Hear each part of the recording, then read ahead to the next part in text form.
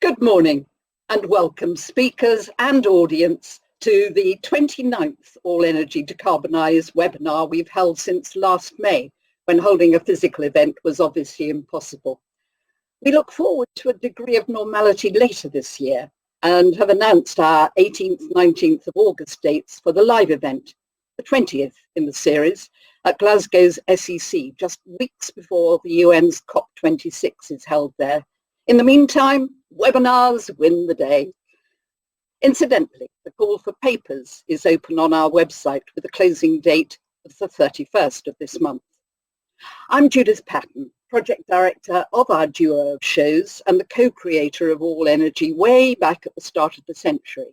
Today, roughly 640, yes, you heard correctly, 640 of us meet for decarbonising the UK's industry, a path to net zero.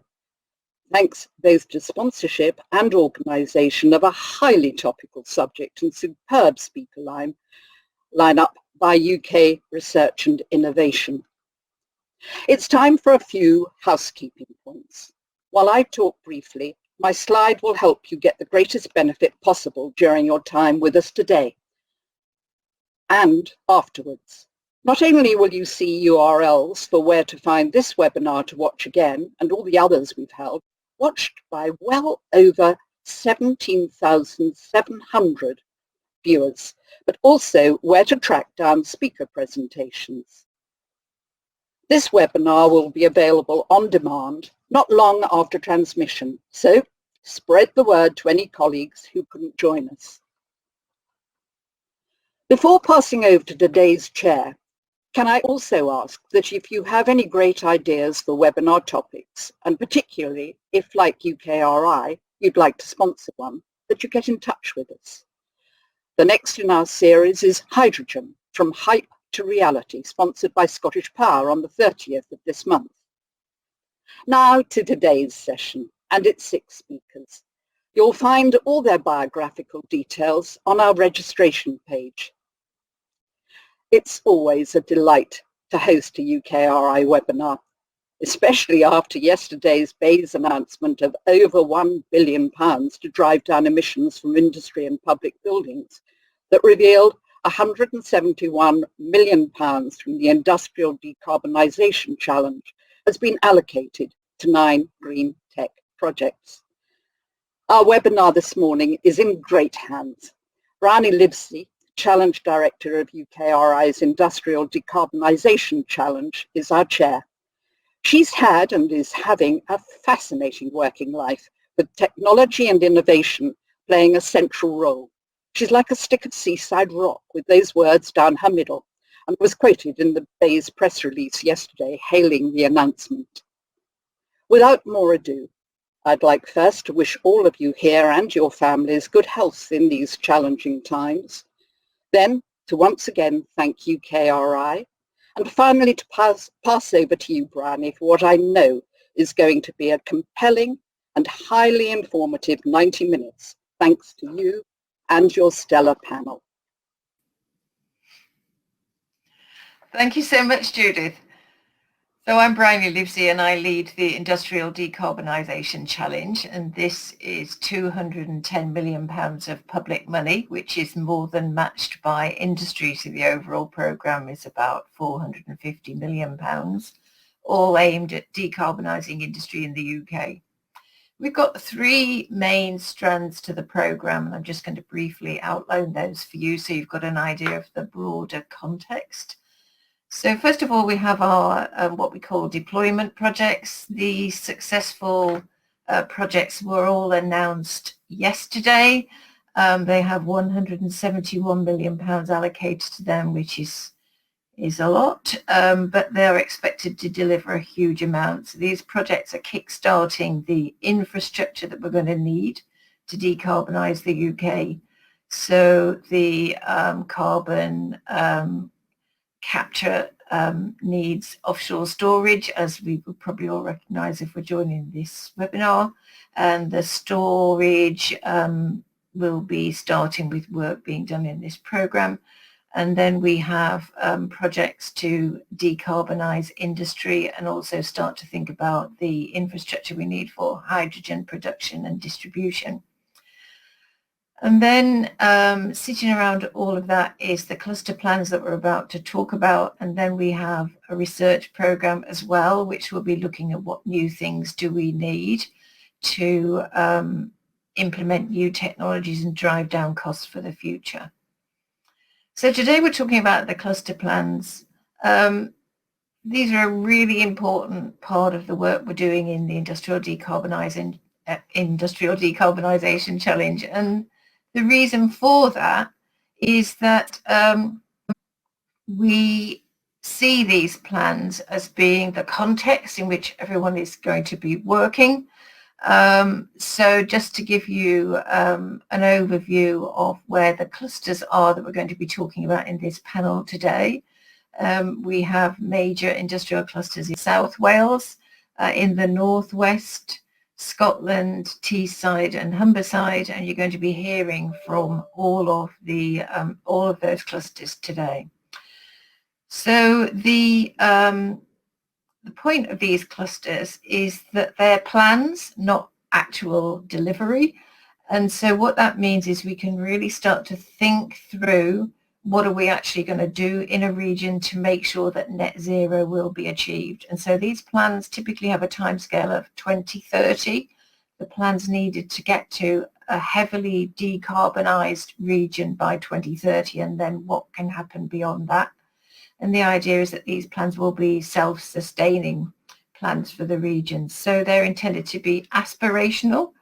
They're intended to be deliverable, though, so realistic, but open to new technologies coming in as well.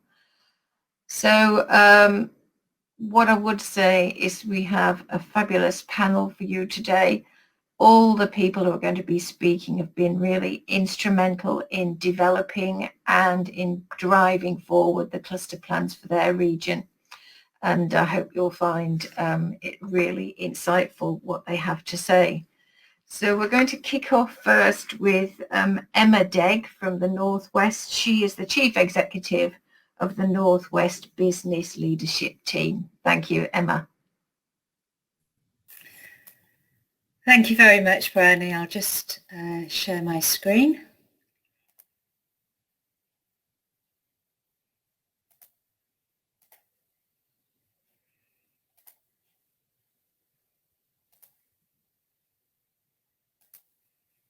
Excellent. So the Northwest Business Leadership Team was formed 30 years ago by a group of leaders who recognised the need for business to step up to make the case for fact-based decision-making and investment in our region.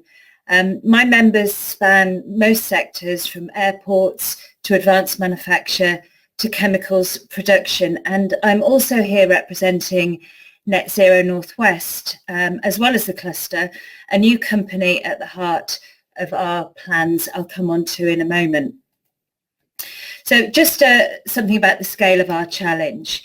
The Northwest is the third largest region in the UK, with larger than the devolved nations and many sovereign states in Europe. Our manufacturing sector accounts for £28 billion worth of output, and £1 in every 6 of the English total. Many of our firms are multinational, particularly from North America, and we generate around £27 billion of total exports, with 9,000 firms exporting to markets outside the EU. But that pedigree comes at a cost. We produce around 40 million tonnes of CO2 every year. So decarbonising our industry for us, as important as it is not just about net zero. It's about the long-term stability of that crucial production. And we've embraced the roadmap opportunity because it has a role to play, we think an important role, in avoiding what's becoming a potentially existential threat for foundation industries. Investors are moving the goalposts. BlackRock's latest market statement is a clear marker that if business doesn't show leadership, then investors will.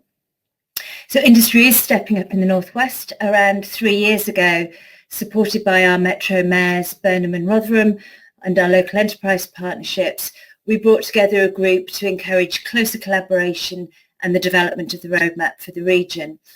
Net Zero North West was set up last summer, and it brings together high energy consumers with investors and policymakers. It's chaired by Carl Ennis, CEO at Siemens, and is funded entirely by the private sector. It's the first time industry in the region has come together under one banner to drive private as well as public sector investment in this space. So our part in the plan is to create a deliverable investment, technology and infrastructure blueprint to support the region's net zero transition and low carbon recovery. And this is particularly important post-COVID-19, of course. As Bryony says, the ambition is to deliver a low carbon industrial cluster by 2030, but our ambition is also to create a net zero industrial cluster by 2040. And importantly, it brings together a coalition to identify skills requirements to then work alongside FE and HE and indeed schools to deliver against that. Our places provide unique geological assets such as the REC gas fields with capacity for decades of emissions disposal. Elsewhere, the Cheshire salt caverns are perfectly positioned for hydrogen storage. We know we've got all the assets required to deliver a low carbon industrial cluster. This includes a range of vectors, so renewables, hydrogen, nuclear and smart grids, in addition to CCUS. And yesterday's announcement was just enormously important, both for the project itself, but also for business confidence in the region. But given the scale of our challenge, both in terms of carbon and geography, that multi-vector system is going to be essential. So we have a number of large projects which are already happening or are planned, but this does of course add to our complexity. More stakeholders, more investors and cross-administrative boundaries. We have 4 directly elected mayors, 5 local enterprise partnerships, and we cross 2 nations. So our narrative is complicated, but the potential prize of navigating that complexity is significant. And the more straightforward we can make our proposition to investors, the better. And it's a solid proposition. The projects we already have ready to go will support and safeguard existing jobs, creating at least 33,000 new ones and around £4 billion of investment. But perhaps most crucially, and I think important for today, is we plan to build back better the importance of a really sound understanding of local context with local need, and the early identification of the right stakeholders can't be overstated. Excellent announcements yesterday, but that does need to be combined with the most effective local delivery to join up the creation of these opportunities with the communities who most need to access them. We think we're in a position now to be able to grasp that opportunity, however complex the challenge. All the clusters represented here this morning have their own distinctive flavours and all have a huge amount to offer UK PLC, as well as local businesses, people and communities. And I'm really looking forward to hearing about more that we have in common, as well as what makes us unique for investors as well. So thank you. Thanks very much, Emma. That was fascinating, and it's great to see the plans for investment and jobs in the region.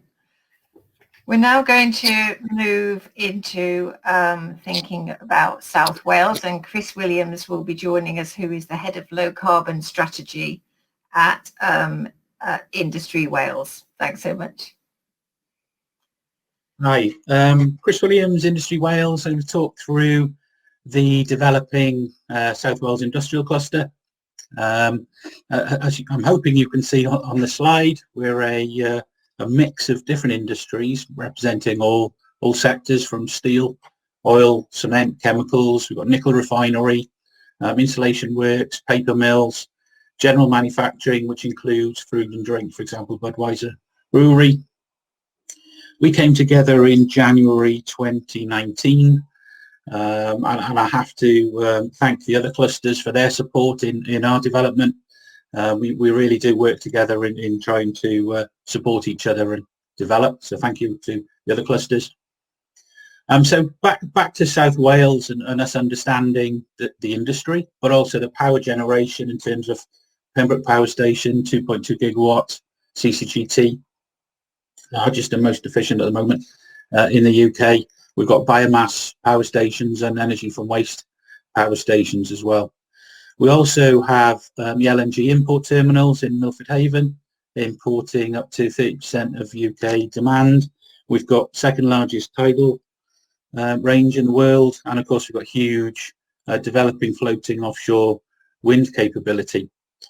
So when we look at the region with the challenges that we've got in terms of industry, power generation, but the resources we've got around us, but also the challenge we've got, which we've put on the bottom right hand side of the screen. I'm not expecting you to read the numbers, it's just a reminder to point out that South Wales does not have local geological storage, so that the picture on the bottom right is an extract from the Element Energy report that they did for Bays, just sort of showing the shipping potential of CO2 away. And that again is where we'll look to work closely with other clusters, so Liverpool, Manchester, Scotland, Humberside, Teesside in terms of shipping import. And South Wales isn't alone in that. Of course, we've got the Solent cluster, which Bryony showed on her slide, and also across the southeast in terms of what their potentials. In fact, anywhere below Liverpool is going to need to explore and understand its CO2 shipping capability. But back to South Wales and us as a challenge in terms of industry, about 10 million tonnes a year of CO2, 6 from power, those resources around us. How do we pull that together as a plan to get to net zero? So next slide then, we came through we met in January 2019, and we talked through, there's really sort of 3 streams to our cluster plan. The first one is understanding the technological options for each site in terms of energy resource efficiency, fuel switching options for each site, smart networks, and by smart networks we mean symbiosis and the opportunity for clean growth around industrial waste and one man's waste is another man's food. Carbon capture utilisation is a key theme of our cluster plan, and of course carbon capture and storage in terms of shipping. So you can imagine within each site boundary trying to go through those questions and developing how lean and green can you be, how much electricity would you need at that state, how much hydrogen would you need at that state, could we electrify you, do we need, would biofuels maybe suit your location, smart networks, what we do really with pulling maybe greenhouses, etc., new business opportunities around you. How could we utilise your CO2 more effectively on your site, or how could we build a new business next to you to make use of that CO2? And then the CCS network and the CCS shipping opportunity. So within each boundary you've got those challenges to face, but of course each one of those challenges is completely dependent upon the infrastructure of the region. So in parallel to that, then working with the infrastructure providers, the utility companies, Wales West Utilities, National Grid, Western Power Distribution, in terms of understanding their networks and understanding their route to net zero, and understanding how each individual factory or manufacturer or industrial site or energy generator fits into that network. Where are we going to get our hydrogen supply from? And we know we've got LNG import, so we've got blue hydrogen potential. We know we've got a growing onshore and offshore renewables capability. So how do we fit all that together and align it? And then of course we all know that renewables we need to have a backup in terms of low carbon electricity supply.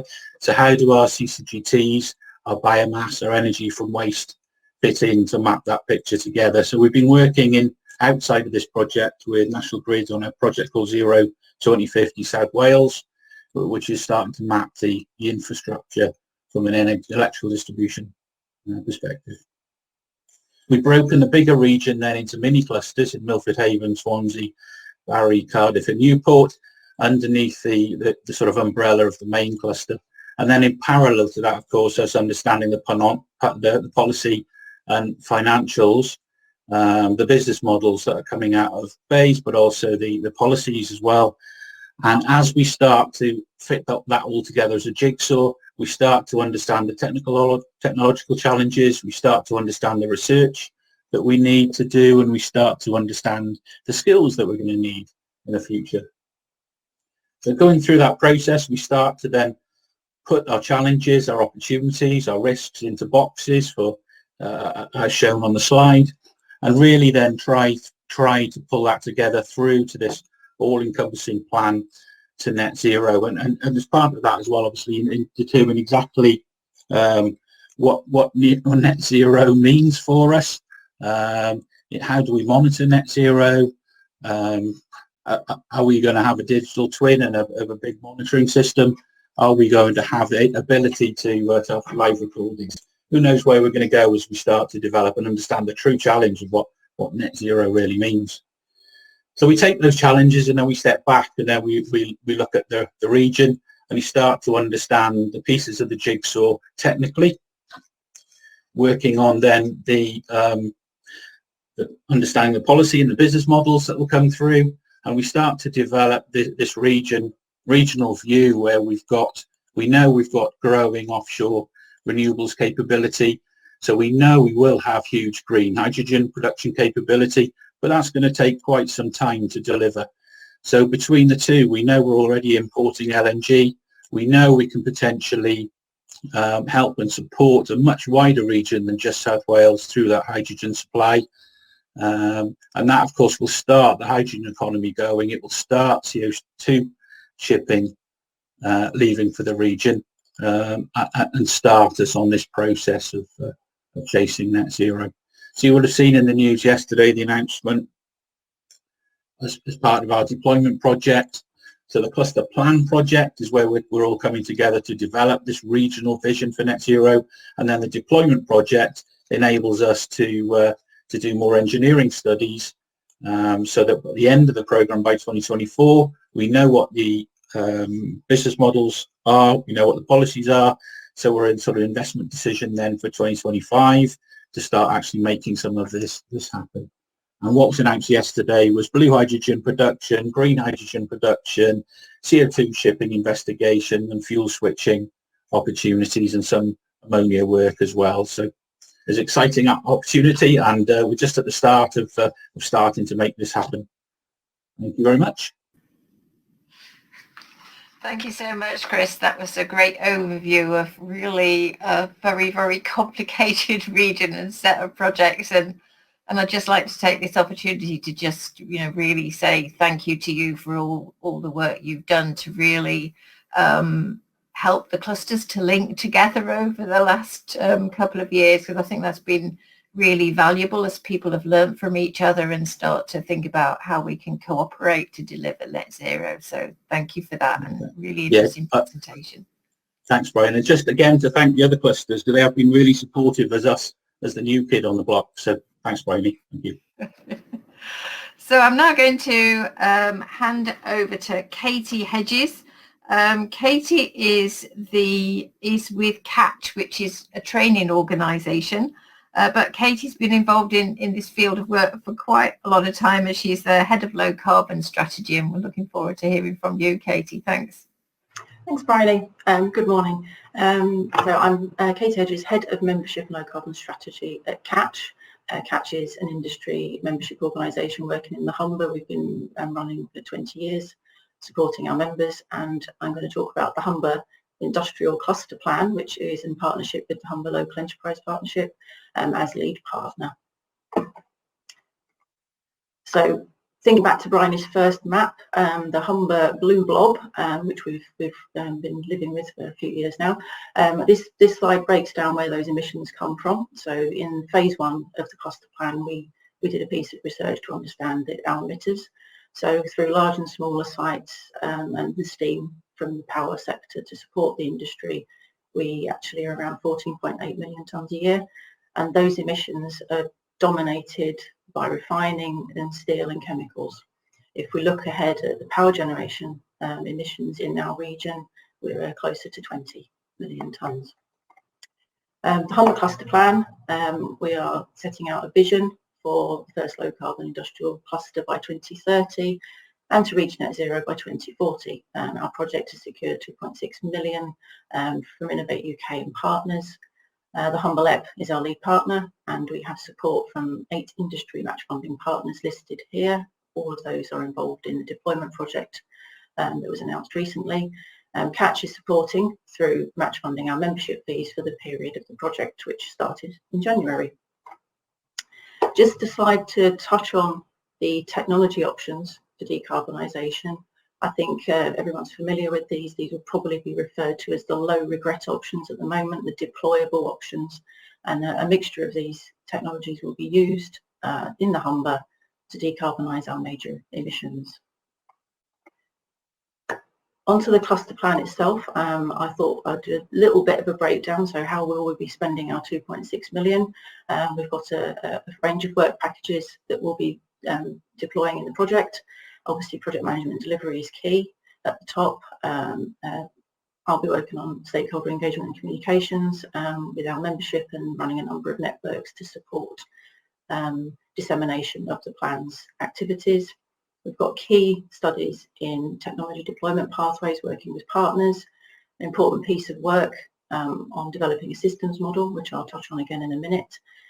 Delivery issues and barriers to deployment is important. Other clusters have mentioned this already. We will be looking at supply chain and skills assessment, understanding where those barriers may sit so that we can plan ahead and work with local partners to make sure the Humber's ready to deploy these projects. And lastly, obviously developing and delivering a cluster plan for the region. So if I reflect back on our energy systems model, so in the Humber cluster plan, we're dedicating quite a large proportion of budget to this area. It's very important for us to build a model for the region. We've got so many emitters and so many opportunities to decarbonise through different pathways. So our model will help us understand how much of each technology is needed to meet net zero, the timescales, which will include linking our industrial deployment projects. We'll be mapping emissions and potential CO2 storage.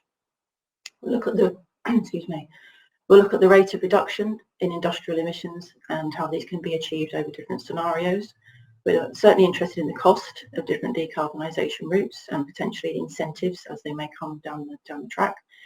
Future emissions will be interesting. So as new industries invest in the Humber and move in, with the CO2 emissions will change over time, and we'll be aiming to capture more emissions. So we'll be planning those into the scenario and understanding how they impact on storage. And of course, as I've mentioned, skills and jobs will be are needed to deploy these projects.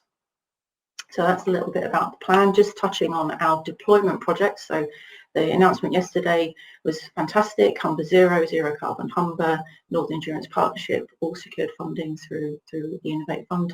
I've also just listed here Gigastack, who've already secured funding through the Low Carbon Hydrogen Supply Fund for green hydrogen production, and H2H Salt End there are the anchor project in Zero Carbon Humber. We're proposing to produce blue hydrogen at Salt End Chemicals Park. I'm going to let Gareth in the next presentation talk in more detail about the Northern Endurance Partnership, which is a shared storage location for both Tees and Humber. And I'm just going to touch now on VNet Zero, which you might not have heard about, which is a fantastic new opportunity. No, I'm not going to talk about Zero Carbon Humber first. Apologies.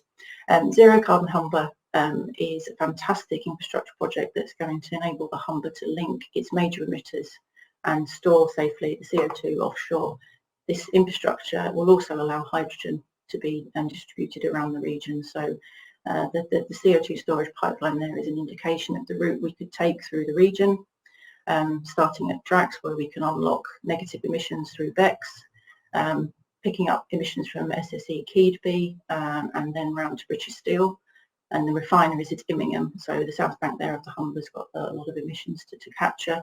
Under the river, over to PX Salt End Chemicals Park, where we can collect emissions from the cluster of chemical industry there and the blue hydrogen manufacturing, and take those emissions safely out through the east coast up to Endurance. So my final slide does talk about VNet Zero, and thanks to Chrisor for permission to use these slides today. A large cluster like the Humber can take the opportunity to look for additional storage, and this opportunity has presented itself where we can investigate using the existing depleted gas reservoirs off the Lincolnshire coast. So there on the middle of the map we can see TGT, that's Steddlethorpe Gas Terminal.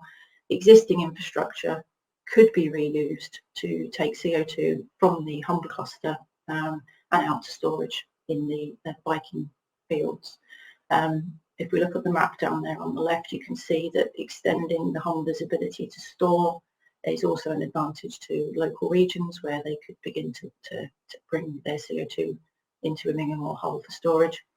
That was my last slide, and thank you very much for listening, and I'll hand back to Bryony.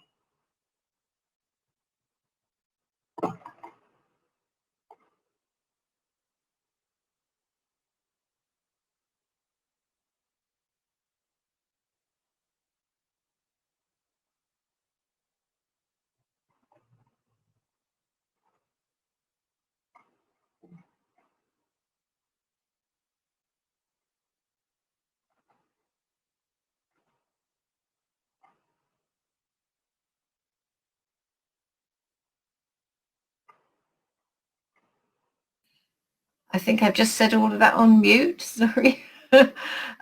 So Katie, thank you so much. That was really useful. I'm now going to pass over to Gareth Fletcher.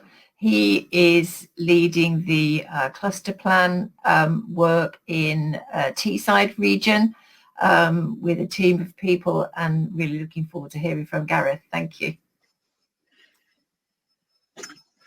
Hi, morning everybody. I'm Gareth Fletcher, Technology Manager at Tees Valley Combined Authority, and what I'd like to do this morning, once I've shared my screen, which I'll do now, is just basically take you very quickly through the, what's going on here? Just bear with me a sec.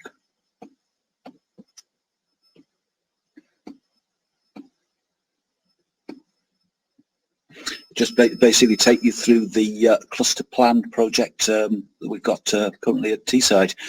In terms of project partners, the project's led by Tees Valley Combined Authority, which is the coming together of the 5 local authorities, and 2 project partners, NEPIC, which is the cluster organisation which brings together all of the major industrials in the Tees Valley and more widely across the northeast. But in context of this, it's really the Tees Valley industrials, and BP, who I do think need absolutely no introduction whatsoever. And it's worth also saying that BP are also the leads in the deployment project, and as Katie indicated earlier, these projects, our deployment project, Net Zero Teesside, is very closely linked to the Net Humber through the Northern Endurance Partnership.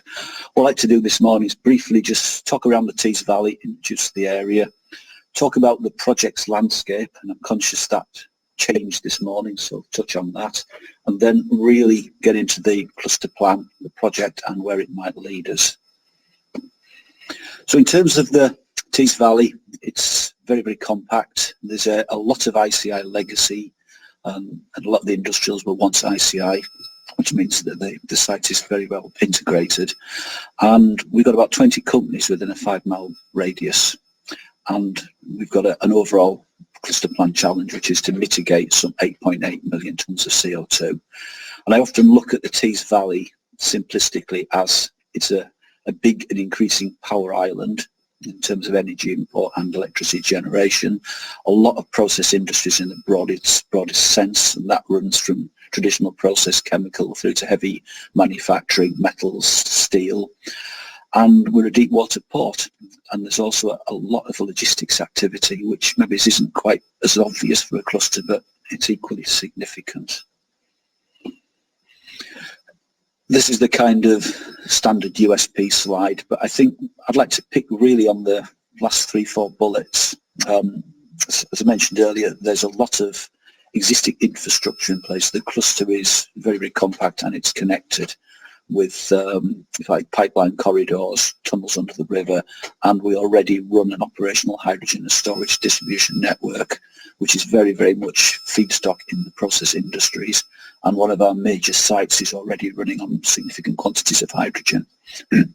Through the central area transmission system, the Tees Valley currently imports some 15% of UK natural gas, and that is obviously uses cluster fuel directly, and the rest of it goes into the national transmission system.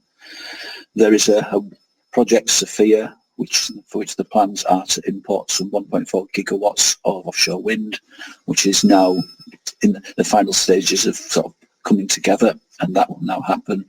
And rather sadly, we lost our steel industry finally, or the bulk of it, in 2015, but that's left us with a very large coastal, good port access land asset. And again, that's very, very much in the news with the plan to put the wind turbine sort of facility on the site. So that's introducing Tees Valley. In terms of projects, the big one, and I'm conscious today is about cluster plans, but the big ones were announced yesterday, is Net Zero Teesside, and that really starts this journey off, and that is the anchor project. The vision is to put a sort of state-of-the-art and dispatchable power plant. So this is a combined cycle gas turbine with full carbon capture on, and the whole purpose of that is it's to kind of balance wind load. So when there's the high levels of wind energy available, the power plant ramps down. When there's no wind energy, it ramps up. And of course, amine plants don't ramp up and down like power stations. So that then sits in equilibrium with a number of the major CO2 producers, such that we can keep the amine plant hot. And through the deployment project, the initial onshore linkages we expect to scope will include the 2 steam methane reformers, which is at CF and BOC, and there are several conversations with others. That links through the Northern Endurance Partnership, which is the second of the 2 projects that were announced yesterday through the deployment infrastructure, and that links Teesside and Humberside into one large combined North Sea store. Then we have the cluster planning project, and this really then is very, very much about the art of the possible. This project will actually plot the journey for this cluster between now and 2030, 2040 to how we are going to decarbonise it. And as I alluded to earlier, the Sophia, which is offshore wind. This landscape has just been updated with Hydrogen Teesside, which is a BP blue hydrogen project, and that is going to develop between now and a FID in 2024 up to 1 gigawatt of blue hydrogen linked into the Northern Endurance Partnership Net Zero Teesside carbon capture and storage projects. So that is very hot off the press. BP released the details this morning. So that kind of changes the landscape, and unfortunately puts this slide pack slightly out of date, but I think we'll hear a lot more of that. In terms of project location, it's probably just worthwhile putting this slide up, and this is really the linkage between the Tees and the Humber through Northern Endurance. So this is the one slide I'll put up, Katie, but this is really where we come together very closely. But I think the other thing, and Chris has alluded to it, and I think we'll pick it out in the discussion, is there's lots of national supply chains, but the way we will decarbonise these clusters is that we will all work together. We'll have capture and disposal routes, there'll be downtime, overcapacities, and we will need to ship CO2. And I also think we will need to ship hydrogen and ultimately ammonia to keep this new industry and supply chain going. And that's all I'll say on that one. In terms of the project, and I'm conscious that I've drawn the diagram differently, but I think they're very, very similar diagrams from Katie and from Chris. The way our project works is we've got an engineering core, and this is really looking at the technology, timescales, enabler and barriers for the core industries in the cluster. And that will then give us a body of data, and then we'll bring that together into some kind of whole systems model, which will identify the most optimum pathway for a range of systems, including what the barriers and what the enablers are. That is the core to the cluster plan. Obviously, we'll be reaching out, understanding what's going on elsewhere, where the innovation challenges are, what we might want to pull in from elsewhere. And in fact, that's the next layer of my very simplistic les in an onion model. Obviously, having that in place will then start to have, in terms of a supply chain pull and a supply chain creation and hence economics and jobs. So that will then follow from the core. What might this mean? What do we need in terms of a national supply chain? What are we going to create which we can export? And obviously to make all of this lot happen, we've got both the right government policies in place and regulatory environment. So there'll be a kind of inform and listen sort of layer there. And that then will deliver the final layer, which is a costed cluster plan, which will get us to net zero by 2040 or earlier. And that is how we've conceived the structure of our cluster plan project, which runs between now and March 2023. In terms of what might live in that plan, in some respects this is exceedingly high level. But what we see is for the major CO2 emitters, it's very, very likely that given net zero Teesside, there will be a CCUS solution. Smaller CO2 emitters, it's either going to be CCS or a fuel switch to hydrogen or potentially green electricity. And with Sophia, there's a potential for some considerable slugs of green electricity. And we do wonder, given the compact location of the cluster, whether there will be some level of shared CCS infrastructure.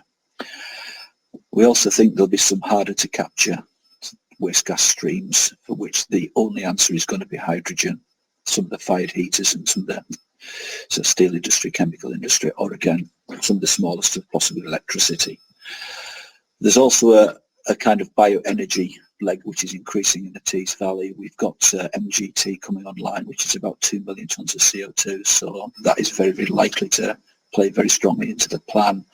And of course, green hydrogen, natural gas substitution.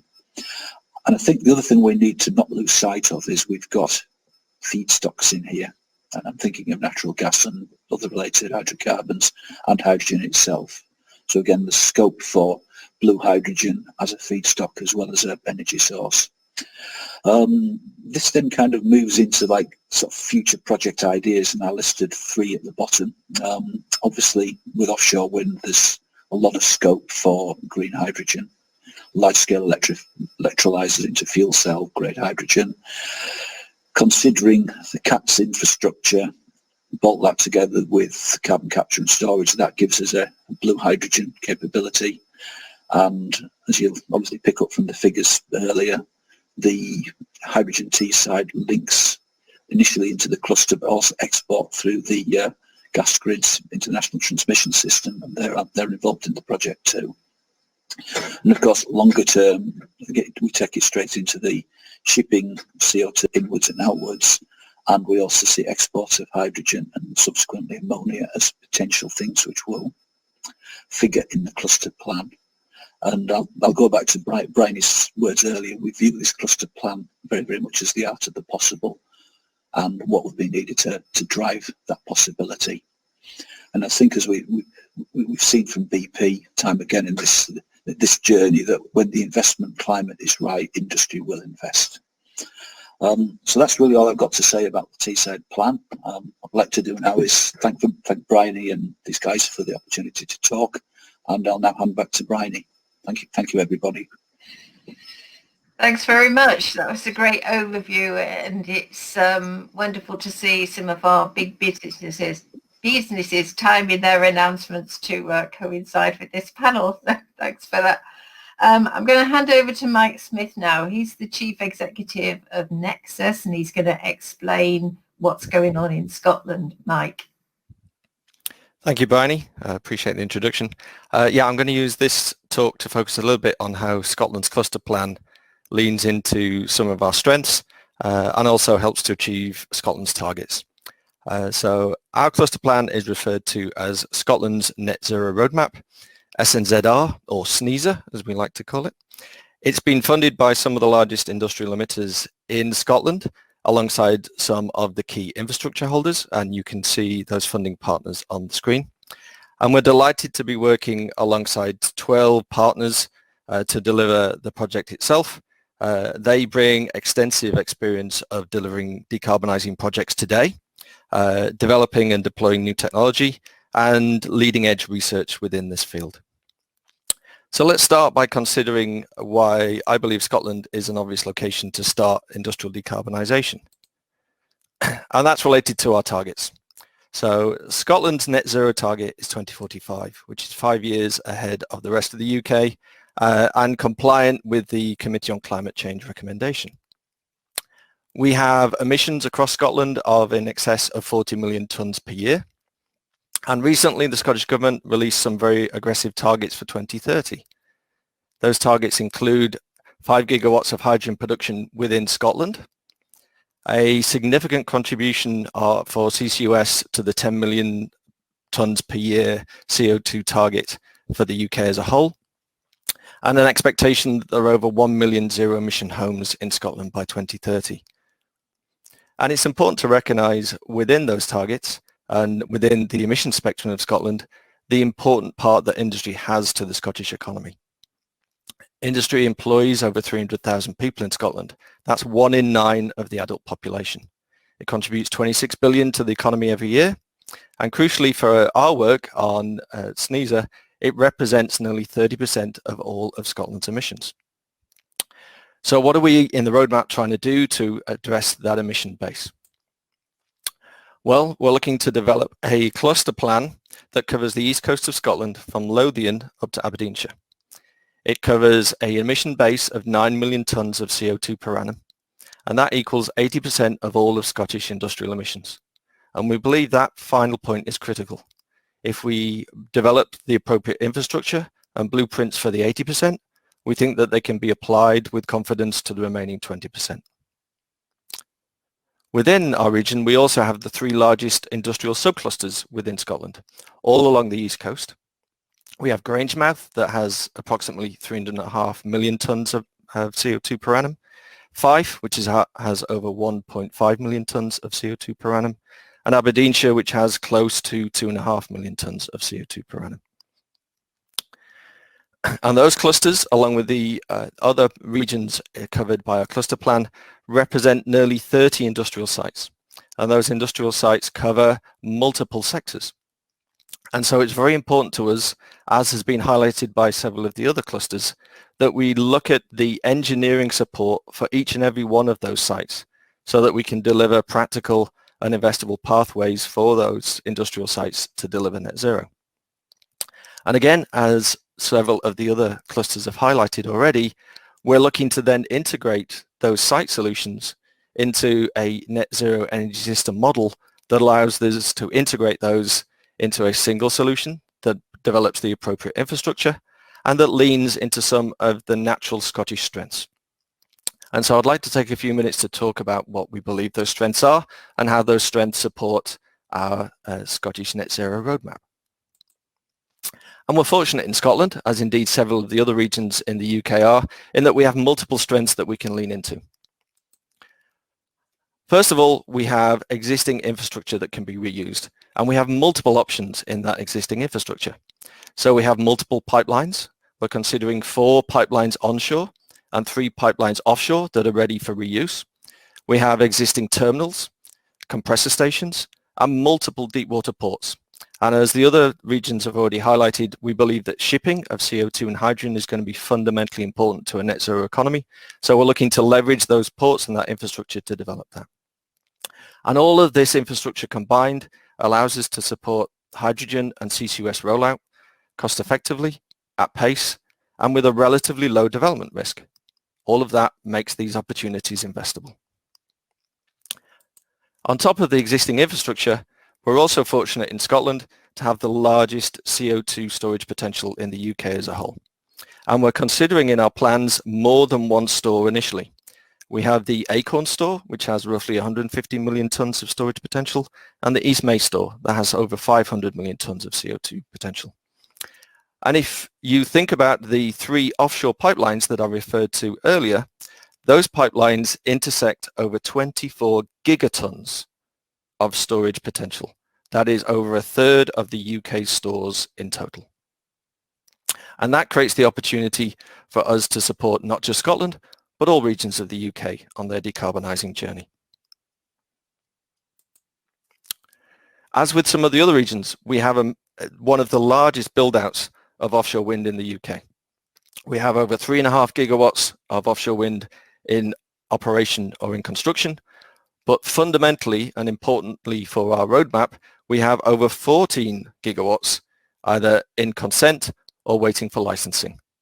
That is a massive opportunity for us to put green hydrogen growth into the fundamental infrastructure of our plan, and for the cable landings to be close to existing pipelines and areas of hydrogen demand. And lastly, in terms of strengths, but most crucially, we believe that we have the skilled workforce to deliver on this fundamental transition to our economy. And this will be critical. There are nearly 60,000 people either directly or indirectly employed in the oil and gas sector alone. And that, coupled with other important sectors in the economy, gives us the knowledge and the skills to deliver on net zero. We also have world-class supply chains in Scotland, and those supply chains have a track record of delivering complex projects, not just here, but internationally. And further to that, we also have leading academic groups that are delivering world-class research around hydrogen and CCS, and include IDRIC, which is the National Research and Innovation Centre. And lastly, we have a multitude of ongoing projects. Those projects cover green hydrogen, blue hydrogen, carbon capture, carbon storage, the utilisation of CO2, which could be fundamentally important to industrialising the CCS system, and direct air capture. And they are all across this region, from the lowlands to the Shetlands. And the recent announcements of phase 2 of the IDC plan is allowing us to take those ongoing projects and expand them and integrate them to produce an integrated net zero system. So if we couple all of those things together, we firmly believe that it's possible to create a net zero at pace, with scale, that is cost effective, and that supports hundreds of thousands of existing jobs and builds a net zero economy, not just in Scotland, but for all the regions of the UK. And so as my final comment, I'd simply like to echo what I've heard from all the other clusters, which is, whilst we are working on our independent cluster plans, we are fundamentally collaborating to develop a net zero future for the UK as a whole. Thank you. Thank you so much. It was a great overview and leads us very nicely into our Q&A sessions. Thanks very much. So we're now moving to the part of this event, which is a discussion amongst the panel. We've had loads of questions being submitted, and please carry on submitting those if you would like to. And I'm going to be putting those questions to the panel now. I think we'll kick off with, Mike ended up talking quite optimistically about supply chain development and skills, and the people are going to be employed in these new industries and opportunities. And I think Gareth touched on this as well. So I kick off with asking something around how confident are we that we've got the right processes in place for developing the skills that were going to be needed in a fairly short space of time? Gareth, would you like to kick off on that? Yeah, I mean, I think that's one thing that is going to follow from this cluster plan. On Teesside, we did some work with Net Zero Teesside, and that identified the number of jobs, which I think is a fairly well publicised figure of the order of 5,500, which would in some way be associated. I won't go into how that was done. It was, if you like, the land of the professional economists who actually did the work. But ultimately, the cluster plans will identify all of that detail, and then we've got to backtrack that to what that means in terms of the supply chain. And I think that's going to be quite an interesting piece of work, because I think we might find out that there's not that much of that supply chain there. Now, there's a nice controversial comment to get us all talking, and that's something that I think we as UK PLC are going to need to fix. And again, that might start opening up some investment opportunities once that information is visible and it's kind of peer reviewed and agreed. Thanks. Is anyone going to come in on that? Emma? I think they're good points, but we've got so many challenges as well as opportunities at the moment that we do need to make sure that every government investment and every private sector investment does more than one thing, really. So if we're going to level up, if we're going to have a more resilient society and economy, we do have to purposefully make sure that some of the skills and job opportunities that will flow through all of the clusters are actually delivered to the skills system in a different way than has been the case before. And if we don't plan for it, and Gav's point is quite right, then it's not going to happen. And that means not just working with HE and existing supply chains and existing skills, but FE with bells on, and also all the way down into the skills system. This is a pretty undiverse sector, and actually we really do need to set some purpose around this. And you've done a brilliant job, Bryony. Bayes is doing a brilliant job, but actually this agenda should be across government, because investing in these clusters will deliver a number of different agendas. Chris? I was just going to add, I suppose something none of us mentioned during our talks was that as part of our cluster plans, we'll also be supporting the development of a UK cluster plan, and no doubt that will incorporate supply chain and skills as part of that as well. And also it was good to see the industrial decarbonisation strategy coming out yesterday, so you can start to see maybe a holistic view that you can start to put the different opportunities and developments into. Sorry, I can't get my words out. You can get the different opportunities and challenges into that holistic view, rather than up till now maybe things have been a little bit siloed. That industrial decarbonisation strategy enables it to come together as one, and then we can start to drive and coordinate on a UK-wide basis underneath that umbrella. Thanks. And I think that Emma raised, an interesting point around the sort of diversity, inclusiveness of the sector. I mean, one of the things that I feel is that we are moving from having plans to actually doing things, and that in order to do things, we need a significant amount of, first of all, industry investment, but second of all, stakeholder support. And I do think that one of the ways we're going to develop this stakeholder support is through really positioning these new opportunities for people in a different way. People are going to be joining industries that are much cleaner and more attractive and so on than in the past. And I hope we will be able to make them more attractive and also help the public to really understand what industrial decarbonisation is actually delivering to their daily lives. So in terms of developing sort of an equality, diversity and inclusion approach around your cluster plan, would anyone like to kick off on what's actually going on in your region around that? So Right. I'll maybe pick up on that. One of the reasons I'm working with the Scottish cluster is, Scotland's the only part in the UK that has a Just Transition Commission. And in fact, they're reporting out next week on their report. And a big part of that Just Transition remit is to really look at how you bring the whole of society forward with this change. And I think I would encourage everybody to have a look at that report when it comes out next week, and consider how some of the thinking behind that can be adopted across other regions of the UK. So I think a big part of this is recognizing that today the changes that are likely to happen aren't visible to people, and they're unlikely to be visible until we start to build these things.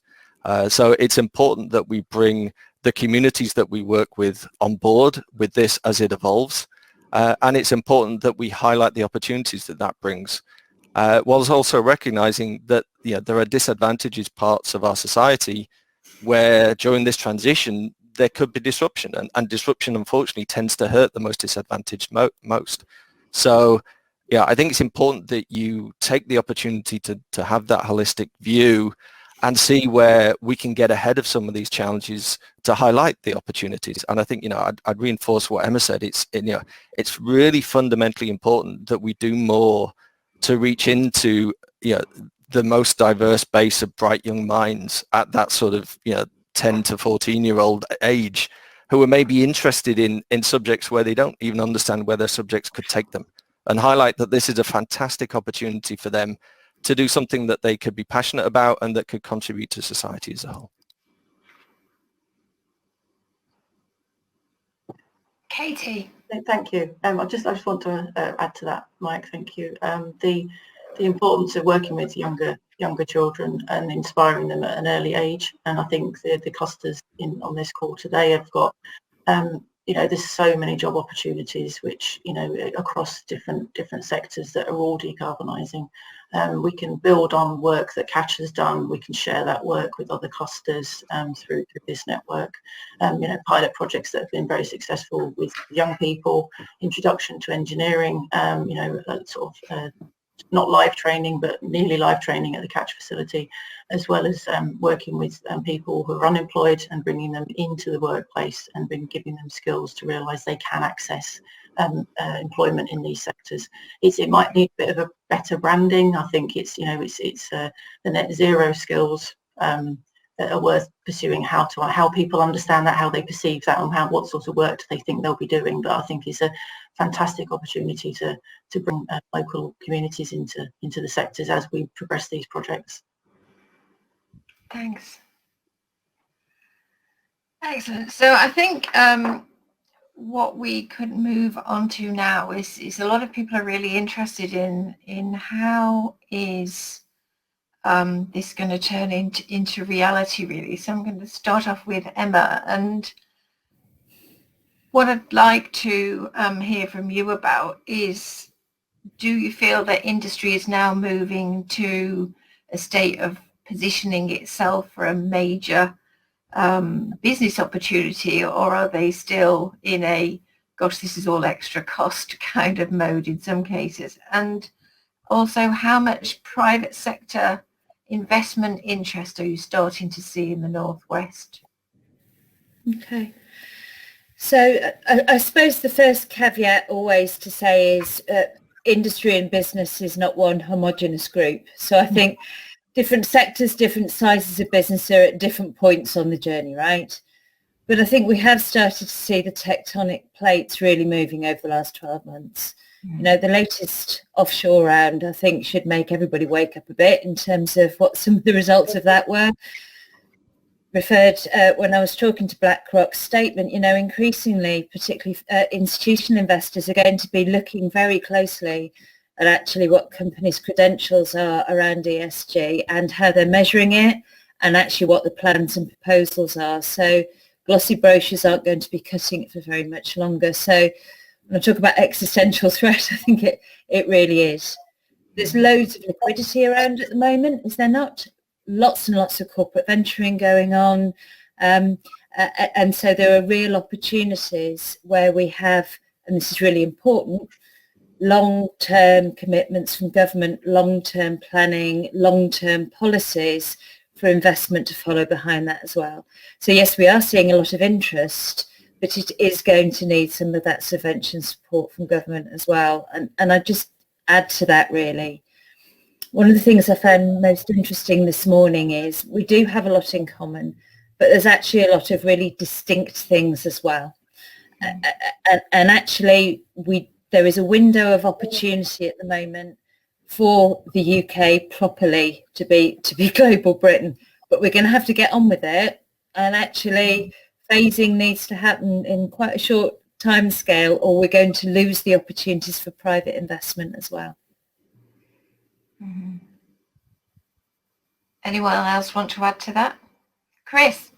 Now, I was just going to add to what Emma said, but I suppose from an individual manufacturing basis perspective, what we found is a lot of them want to decarbonise and they want to come up with ways, but they struggle because they don't know what the infrastructure around them and it is going to be and what the opportunities are. And some of them might be small manufacturing bases of a global organisation that's headquarters might be focused on their own national drive rather than this remote site in South Wales, for example. And that's the beauty that we've seen of the real benefit of clustering is we are able to pull together and understand the opportunities as I showed on that slide in terms of the 5 steps, work with the infrastructure providers and understand and start to unlock some of the questions or challenges that each individual manufacturing unit has got, and then that therefore will develop into a plan and unlock investment opportunities which we've started to see in some of our sites. Yeah, I'd just add to that, I think that is a common feature which is actually noteworthy across the industrial clusters. We all host what we, and this is by no means a derogatory term, branch plants. So this is the UK, high volume, high turnover manufacturing asset of a major multinational. And I think the feeling we're starting to get there is there's a real recognition that, we are going to have to do something from these guys. So, as Emma says, I think the sea change has started, but that is a feature that we do need to acknowledge, recognise and live with, that there's a competition for internal capital and resource, which in itself is a kind of internationalised decision. But equally, there's a recognition that, and I think we see in the early stages of this, it's not going to, the answer of offshoring the production facility is no longer there, because the world is doing this elsewhere as well. So it'd be interesting to hear from the panel on whether you think the international investment that may come into the UK as a result of the new opportunities that open up would be really coming into the UK on the basis of existing operations within a region perhaps and naturally targeted in a particular cluster, or do you feel that international investment in the UK is going to be more competitive around the UK as a whole? I think, Brian, I think there's going to be a bit of a factor of both. I think the site we have already, through briefings and through the cluster plan work that's being talked about, they can see there's an opportunity for them to link into either hydrogen supply or CO2 transport and storage, and that's quite exciting for the local companies to understand that. Many of them have set science-based targets already. They're already pursuing resource efficiency and energy efficiency measures, and now they're looking ahead to where can they get to. And these are the sites that aren't necessarily inside a deployment project right now, the other industries in the regions. Alongside that, we're seeing inquiries from a number of international investment companies and people looking at the clusters, because we are raising the profile of the UK as heading quickly, quicker to net zero than other areas. Mike? Yeah, I'll maybe just echo a lot of what's been said by Gareth and Katie. I mean, I think we will get a mix. I think what we're seeing is, quite a lot of these global multinationals are seeing the UK as an opportunity to look at this and developing the solutions that they could then expand onto their other sites internationally. But the UK isn't the only place that they're looking at that. There's quite a lot of other countries in Europe that are very much setting out a similar stall of this is the ideal place to develop it first and proliferate it globally. And we are also seeing a significant institutional investment. The Acorn project up here in Scotland recently got investment from one of the largest institutional investors, but also one of the largest sovereign wealth funds. And that investment is going to be really vital, because not all of this is going to come from inward investment from existing players in the cluster. Some of it is going to be new investment into new opportunity. And there, if I reflect on my experience in some of the early days of offshore wind, a lot of that investment came because the UK took a leadership in developing the policy and regulatory frameworks that this could be hung on. And there's been a huge amount of success for the UK PLC, I think, from that wind sector, from other countries basically seeing that policy and regulation as an ideal framework that they could adopt.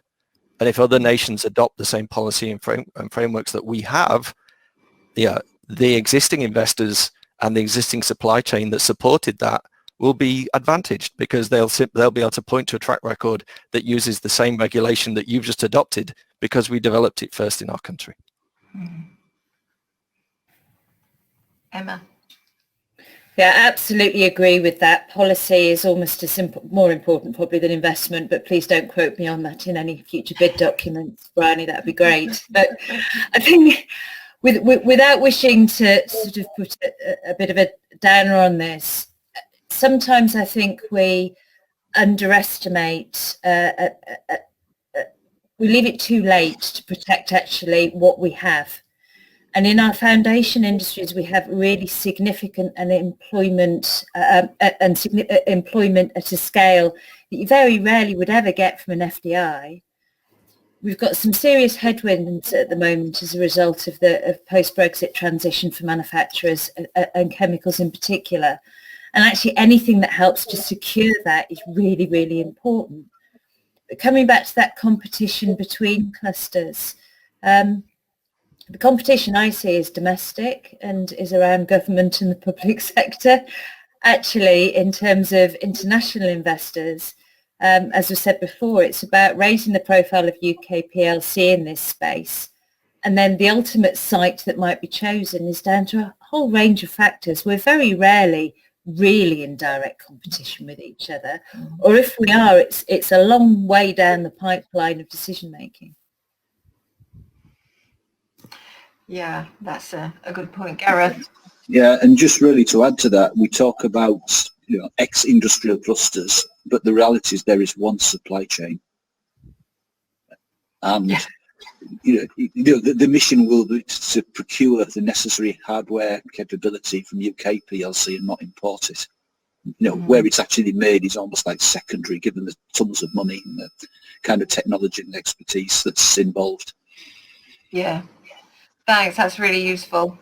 I think sort of reflecting on this international element a bit more in the context of CO2 shipping, and I think I'll come to Chris first on this. And we've heard from a number of the clusters that shipping is a part of your development plans. So for the benefits of people listening in, then, basically the current UK plan is to transport CO2 by pipeline offshore, but there are clusters in the UK that don't have nearby offshore stores and will need to think about shipping. So I suppose one of those being South Wales, of course, so Chris would kick off. I mean, what we've just talked about in terms of shipping is that from a UK perspective, we might see that as a real opportunity for the clusters that are fortunate enough to have their own store. But then we're also seeing this sort of international dimension of some storage sites being developed in Norway, for example, really announcing and expecting CO2 shipments out to them. So I'd be interested to know how you think that will play out. Yes, I suppose, just coming back to my presentation, we don't have local geological storage in South Wales, so we will have to be exploring CO2 shipping. We know we've got industries that no matter what you do, you will still emit CO2. So to get to net zero, you will have to be able to take that CO2 away. So CO2 shipping is a must. Obviously, we're working on carbon capture utilisation as well, but it's unlikely for quite some decades, so that would be comparable in terms of ability to abate CO2. So CO2 shipping, we really hope we can make happen. We will make happen. We do see that as an opportunity for us, but also for the UK, as Gareth and the others have mentioned, in terms of supporting them with resilience of their stores and maintaining their net zero capability, the ability for them to export and import, and also from I suppose a place that will be looking to export CO2. It will be a way of keeping the others on their toes, because they'll have to keep their storage costs low, so that we can make sure we can ship to the lowest and most available CO2 store. So that it does bring that added benefit, I suppose, for the UK as a whole, as a bit of a competitive edge to it. And globally, the same can be said as well. In terms of, we know Ireland are exploring CO2 shipping. We know, obviously, Norway. We know France is, and we know other countries are as well, just coming off what's been released in the press. So for the UK, it's an opportunity to maybe take the lead a bit as well and start the development. Obviously, it's important to remember that it's not just from a CCS perspective, but it's also from a blue hydrogen generation perspective. So everywhere below Liverpool, really, that hasn't got access to a local geological store will have delayed access to blue hydrogen. So in order to get the hydrogen economy going as quickly as possible in the south of the UK, we need to enable and get CO2 shipping working. We're obviously working closely with the Black Country cluster as well, and we'll be trying to explore between all of us in terms of how we support the sort of middle of the country, and not just shipping then in terms of on the sea, but also road and other technologies as well. Mm-hmm. Yeah, it's interesting what you said about obviously shipping not being a viable option for industrial regions that are not located close to the shore, whether they've got stores at the shore or not, really. And of course, we are supporting a cluster in the Black Country that will be starting to really look at how this is going to work for them and what options might open up as a result. Gareth, I think you'd like to come in. Yeah, just adding the other dimension to, I guess, shipping and transport. The other asset, of course, we've got the national transmission system. So there's a lot of work being done on the low pressure side that I'm certainly familiar with. I'm expecting, but have less knowledge, but of equivalent work of the high pressure system. But the reality, with that in place, there's absolutely no reason why we can't use that substitute hydrogen and then start pushing hydrogen, which initially would be blue hydrogen, around to the areas that don't sit on a CCS type, opportunity. So I think that's the other dimension, and this is using an asset that the country's already got. Mm-hmm. Yeah, so you can almost see the clusters that are developing by the coast, and then the hydrogen starts to encroach inwards, doesn't it? Yeah, effectively the clusters can become hydrogen factories.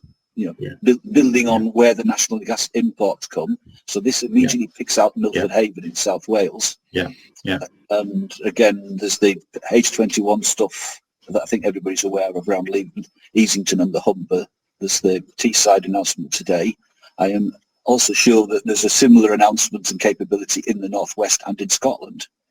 Yeah. So bang, it's all, it gets back to all the clusters are very, very, very similar. Mike, I think you were going to come in here. And I guess back to the shipping question, it's important to recognise, and everything Chris has said is true and really fundamentally important, but even in regions where there is a geological store, when you talk to the large industrial emitters, and Nexus represents 50 such organisations across Scotland, they demand a resilient system, and one pipeline to one store is not a resilient system. So we will need to have multiple stores connected by shipping through multiple port infrastructure to make this a resilient system. And the quicker we do that, the quicker we open this opportunity not just to UK industrial regions, but to regions across the whole of Europe. We did some analysis last year. That the 7 North Sea facing countries emit 440 million tonnes per annum from their industry. There are only 2 countries that can significantly address those emissions, the UK and Norway. So, and I think there is a responsibility to the planet to do that. And there's also a business opportunity in doing that. So I think it's going to be really important and really fundamentally vital that we advance shipping just as quickly as we advance the individual stores, and that we can show there's that resilient system, because that's the only way people are going to sign large carbon capture contracts. Thank you. A really important point. So moving us back to the UK, we've had a lot of questions coming in on about the role of new technology, and as the panel will all be aware, a part of the Industrial Decarbonisation Challenge is our IDRIC Research Centre, which is designed to really liaise very closely with the cluster regions and work on topics that they believe will help to drive the decarbonisation of their region forward. And then, of course, we've got many small companies developing new technologies in the UK, and large industries too. So I'd be interested in the panel's comments on how open you are to the cluster plan bringing in thoughts of new technologies, and on what sort of timescale you think that might be realistic to plan for that. Gareth. Yeah, I'll start off by being controversial because my background, as everybody knows, is innovation. But I think with the kind of timescales to final investment decisions we're talking about, this is going to be very, very much using the technologies that are pretty much there now, possibly upscaling and learning by doing. So I don't think we're going to have an opportunity within the time envelope we've got to bring in anything that's radical and new. Right. There's the controversy. I think we've got to run with it and make it better. Emma? I don't disagree with part of that, but being perhaps slightly more mollifying. These roadmaps are for nothing if they're going to have a lifespan of 3 to 5 years and just get us to 2030, right?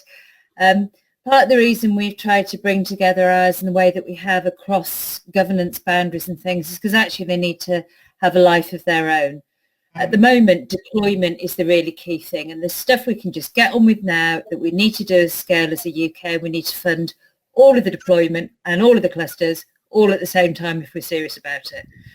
Moving forward, there is a really significant role for mapping exactly where the innovation gaps are, because I don't think we know that yet.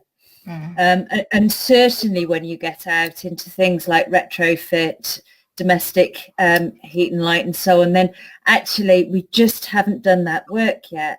And innovation absolutely does tend to come from SMEs and small scale ups, and by really close working across with our universities as well. So I think the important point is not to mix up R with D and mix that up with deployment. It's just about being very clear at what stage on the map that we're at.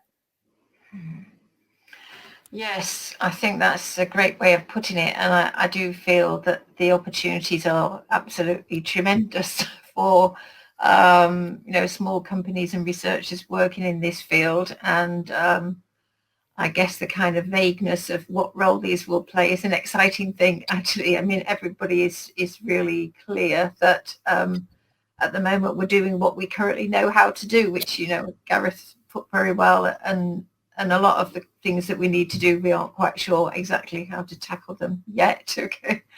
So we've had so many questions coming in from the panel. We haven't been able to respond to them all. I'm really sorry about that, but thanks for stimulating the discussion. We've just got a minute each for the panel members to just make some final closing thoughts based on the discussion and any extra comments they might like to make. So if we kick off with Mike and then go to Katie, Emma, Chris and Gareth, that'd be wonderful. Thank you. Mike? Sure. Well, firstly, thanks for the opportunity to have this discussion and to get the key clusters together today. We're all very busy. We all meet, but we probably don't meet as often as we should. And it's highlighted yet again the importance of collaborating across these clusters and working with government to put the right kind of policy and regulation in place that allows us to achieve net zero quickly and cost effectively. And if we do that, I'm utterly convinced that that will be not just to our national benefit, but we can show leadership to the world. So thank you. Thanks. Katie? Thank you. Thank you for the opportunity to speak today about the cluster. I think the clusters working together is apparent from today's session how closely aligned we are in our thinking. And as our cluster plans kicked off in January, and now the deployment projects have been announced, I think it's really open the way for us to continue to work together and pursue net zero for the UK. Fantastic, thanks. Emma? Absolutely agree with everything everybody said this morning, really, in terms of collaboration. I would come back to the first point, really. This is such an exciting opportunity that's real and is global, as Mike says. But if we've learned anything over the last 18 months, it's that we can't afford to leave anybody behind. And there's an opportunity, particularly in terms of where these clusters are located, to do something about that and actually to build not just something that's net zero, but that is just as well. So I'd really interested in having some more conversations with the other clusters about that agenda too. Chris? Yeah, just repeat the thanks, and good to hear everybody's and discuss with everybody. I suppose important points for me is pick up what Mike said in terms of making sure CO2 shipping is explored, because there's a risk that the whole south of the country gets left behind here. So we need to start that now. I think as well, as we start to go into the detail with the smaller companies and decarbonising the smaller companies, their challenges get really quite tight, and it's something maybe that the bigger projects we're missing out on. So we need to start focusing on the smaller biscuit factories, etc. They're going to have a letter saying that they're going to have hydrogen instead of natural gas in a few years, for example. The fuel switching challenge, the management of changes for quality, safety and productivity are going to be huge, and they're going to need a big support, which by working together, as I hope we can under the industrial decarbonisation strategy, we can really start to support that wider breadth. And I suppose that's where we'll start to learn as well from regions like the Black Country, which will be focusing on that area. Picking up what Emma said about long-term policy plan, and that's going to be so key for us gaining and pulling in inward investment, as Emma said. And just to repeat the excitement that we're feeling at the moment, and we've got the Future Generations Commissioner here, we've got a Future Leaders team, and of course everybody's fighting over themselves as to all the youngsters that want to be involved in this. So it's an exciting time for us. Fantastic, thank you. Gareth? Really, I guess the key thing first of all is thanks for the opportunity to talk and sort of update everybody what we're doing. I will echo everything everybody said, and I think there's a lot going on, and it almost feels like every day there's something new gets announced, so there's real momentum around this. A lot of this now, I think, is just kind of feel, let's get our heads down and get on with it. So I think it's almost like that time. And again, echoing the comments, I do think that we've got to put a lot of time into working together on this, because this is ultimately about UK PLC. And I'll possibly, temper's not the right word, my comments around innovation, but we have got to make sure that we keep the door open and bring the smaller businesses and the supply chain along with this. Thank you very much. So I suppose, my overwhelming feeling is it's just, great to have the opportunity to hear from the panel, because, it's such an inspiring thing for me personally to hear from all of you about your commitment to developing the plans for your region. I know you've all really worked so hard to get the regions to, the great state that they're in now.